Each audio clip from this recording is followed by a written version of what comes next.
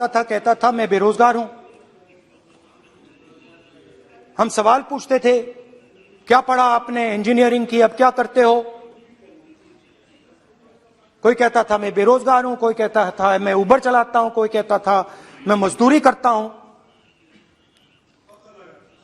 किसान आए हजारों, प्रधानमंत्री बीमा योजना की बात की कि हम पैसा भरते हैं, तूफान आता है, आंधी आती है, पैसा गायब हो जाता है।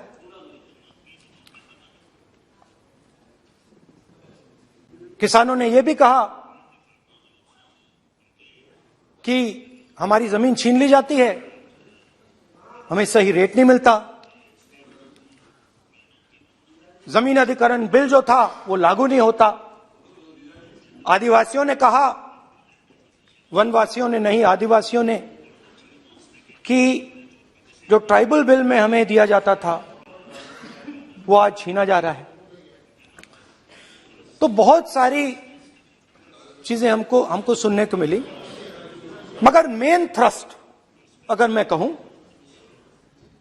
मेन थ्रस्ट बेरोजगारी, महंगाई और किसान। उसमें एमएसपी थी, उसमें बीज की समस्या थी, किसान बिल की समस्या थी। अच्छा, अग्निवीर की भी बात की लोगों ने। आपने अभी बोला कि अग्निवीर देश को फायदा पहुंचाएगा, मगर हिंदुस्तान का युवा जो 4 बजे दौड़ता है, आर्मी में भर्ती होने के लिए दौड़ता है, वो आपकी बात से सहमत नहीं है। उनने हमसे कहा कि पहले हमें 15 साल की सर्विस मिलती थी, पेंशन मिलती थी, अब 4 साल के बाद हमें निकाल दिया जाएगा, कुछ नहीं मिलेगा, पेंशन नहीं मिलेगी। सीनियर ऑफिसर्स ने कहा कि हमें तो लगता है कि ये जो अग्निवीर योजना है ये आर्मी के अंदर से नहीं आई, ये कहीं और से आई है, ये आरएसएस से आई है, होम मिनिस्ट्री से आई है। ये सीनियर आर्मी के लोगों ने कहा है, मैं नहीं कह रहा हूं, कि हमें लगता है कि ये आर्मी के ऊपर ये योजना थोपी गई है और ये आर्मी को कमजोर करेगी। आर्मी के जनरल्स ने हमें कहा, जो रिटायर्ड हैं, उन्होंने हमें कहा, राहुल जी, हजारों लोगों को हम हथियार की ट्रेनिंग दे रहे हैं और फिर थोड़ी देर बाद उनको समाज में डाल रहे हैं। बेरोजगारी है, समाज में हिंसा बढ़ेगी।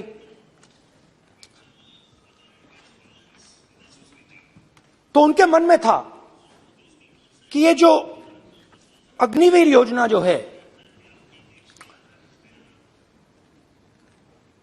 ये आर्मी के अंदर से नहीं आई है, और मुझे नाम भी बताया कि अजीत डोभाल जी ने ये योजना आर्मी पे थोपी है। क्यों नहीं ले सकते? क्यों नहीं ले सकते? बिल्कुल ले सकते हैं, पार्लियामेंट में थोड़ी है वो। क्यों नहीं ले सकते? क्या बात कर रहे हैं सर? ये तर्क है, बाद में अडानी के लिए भी यही बोलने वाले हैं, फिर ये तर्क है इनका। तो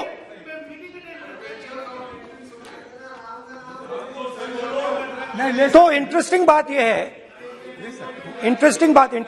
यह है कि मैंने फिर प्रेसिडेंट्स एड्रेस पढ़ा। देश के सब युवा अग्निवीर अग्निवीर अग्निवीर अग्निवीर बोल रहे हैं, कह रहे हैं कि ये आर्मी के ऊपर थोपा गया है, हमें नहीं चाहिए। आर्मी के लोग कह रहे हैं हमें नहीं चाहिए। जैसे मैंने कहा, आर्मी को लगता है कि होम मिनिस्ट्री ने इनके ऊपर थोपा है, आरएसएस ने ये उनके ऊपर थोपा है। तो ये आवाजें आ रही हैं। अब मैंने आपका बैठिए, अब बैठिए, कौन सा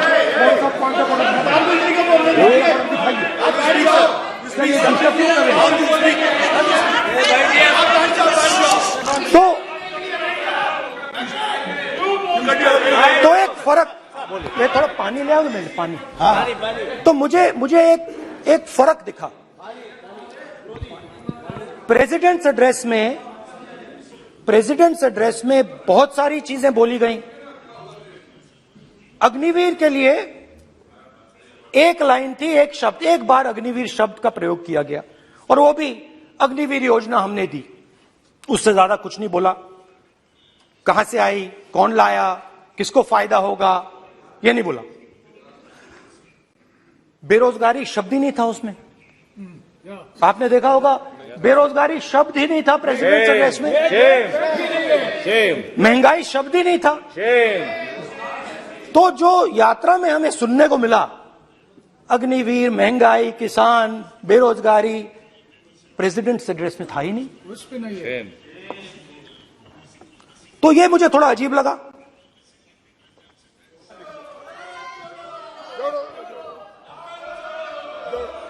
स्पीकर सर,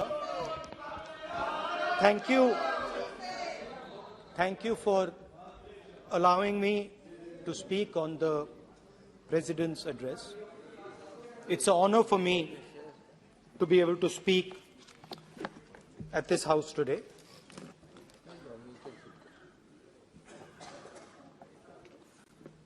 जैसे आप सबको मालूम है, पिछले 4 महीनों में हम भारत जोड़ो यात्रा कन्याकुमारी से लेकर कश्मीर तक हम पैदल चले।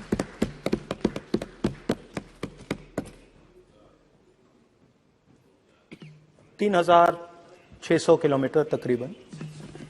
और इस यात्रा पे बहुत कुछ सीखने को मिला। बस बस बस बस, कोई बात। इस यात्रा में बहुत कुछ सीखने को मिला और जो जनता की आवाज, हिंदुस्तान की आवाज है, उसको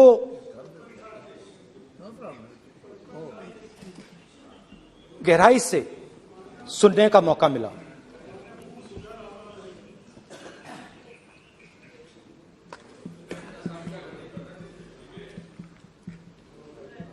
शुरुआत में, यात्रा की शुरुआत में